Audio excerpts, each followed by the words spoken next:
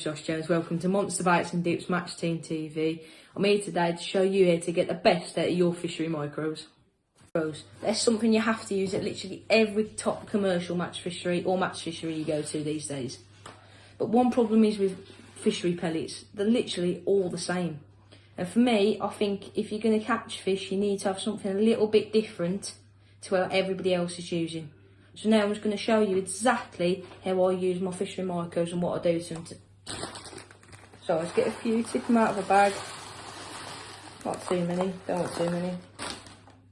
Then all I do with mine is I get some water, just cover them with water, mix them down. Now I'll leave them for about 2 minutes and they'll be absolutely just perfect. Right then, after I've left my fishing micros just to the side, just for about 2 minutes, what I'll do is I need to be draining them off. So, tip them all the water that you're not going to need out.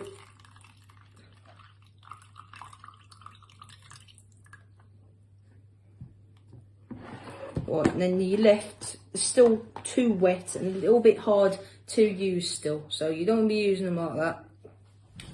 What I will do normally is I'll get a little bit of the solution, just dab a little bit of on there, like so, mix them in. You can already smell that, it's all over the pellets.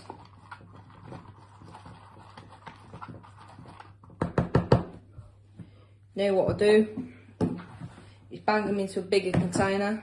It means it gets loads of air in there. Then what you need to do is leave them around half an hour and they'll be just right. Right then, they've been left for around about half an hour now. So I'm just going to show you a little trick that I do with my pellets. Obviously if you're allowed to the place that you go to use grain bait, then I definitely would try this. It's quite a good thing to try. So I get a little bit of the spice ground bait. See there? Just put a little bit on the pellets, not too much. And then just mix them in with them. This is also a very good trick if you accidentally overwet your pellets. Something I've always done. I think it's a brilliant little thing.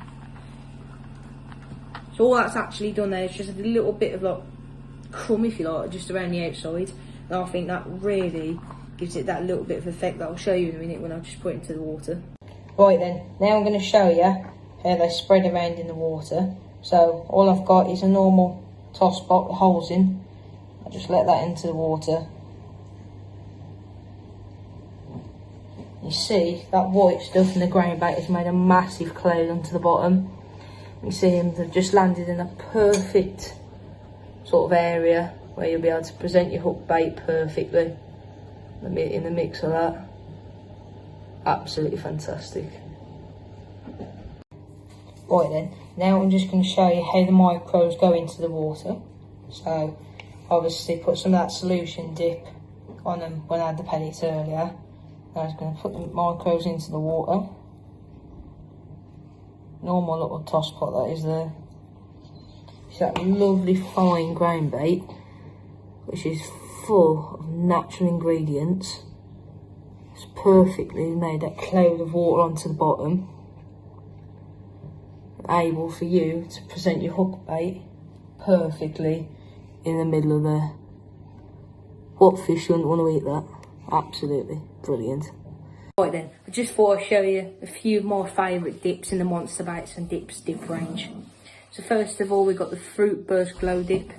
This one's absolutely fantastic for putting onto your micros like I've just showed you, or your grain bait or anything like that, as they give them wonderful colouring onto the bottom of the water, and they've really got a real big attraction to it, and it's pink and the fish will just see it straight away and be so intrigued in your hook bait they'll be nailing it every time. Next one is the solution.